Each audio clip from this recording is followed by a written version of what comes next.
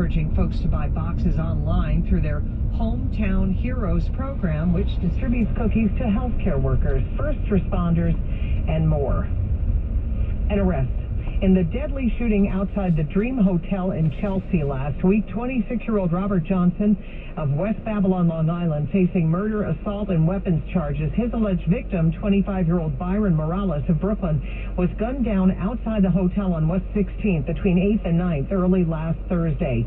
It seems Morales had been in the next-door Tao downtown restaurant. The two had some sort of a dispute outside the club. That led to the shooting, though police say they don't know any specific motive. Wins News Time, 12:47. The Board of Ed in Randolph Township, New Jersey is trying to calm the outrage since its announcement that holidays will no longer be identified by name on the school calendar. They will instead be listed simply as days off.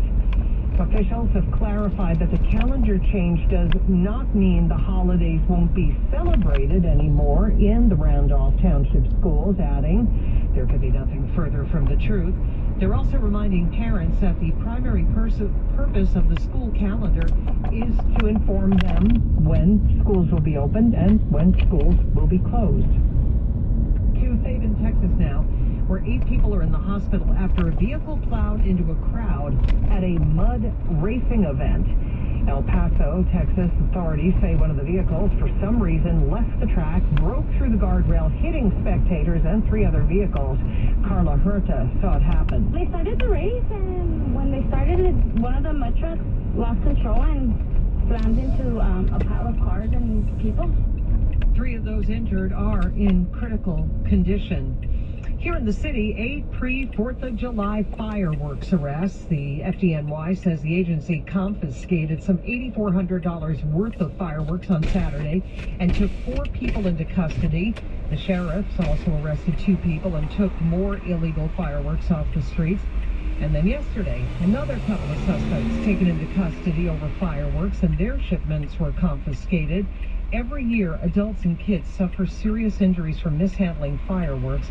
That is the message from the New York City Sheriff in a tweet. About dangerous dogs now. 2020 was a tough year for male men and women. The Postal Service says 5,800 mail carriers were set upon by dogs, from nips and bites to outright attacks. Houston tops the list of cities with the most. Chicago's second, then LA, Cleveland, and Denver. California's the most dangerous state for carriers, followed by Texas, Ohio, New York, and Pennsylvania. There's no data on what type of dogs attack most, because the Postal Service says all dogs can bite. A higher number of home deliveries during the pandemic led to a higher number of attacks. And Deborah Rodriguez, this is National Dog Bite Awareness Week, by the way. Well, let's take you overseas, and today marks a new era in Israel. Thousands of Israelis took to the streets of Tel Aviv to celebrate the ouster of Benjamin Netanyahu after a record 12 years in office. It's really just time to give Israel a new leader and a chance for something new as well. That new leader is Prime Minister Naftali Bennett, a 49-year-old nationalist who has an unlikely